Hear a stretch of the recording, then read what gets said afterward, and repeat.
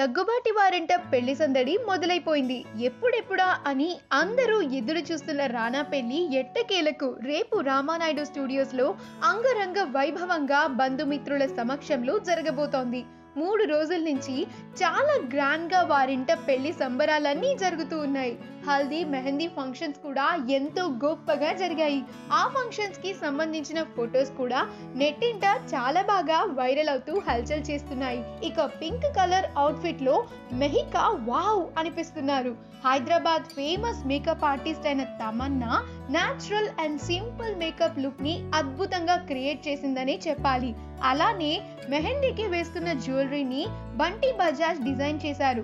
ఆ మెహందీ పిక్చర్స్ చూసిన వారంతా అడ్వాన్స్ గా తమ విషెస్ ని తెలియజేస్తూ కమెంట్స్ చేస్తూ ఉన్నారు.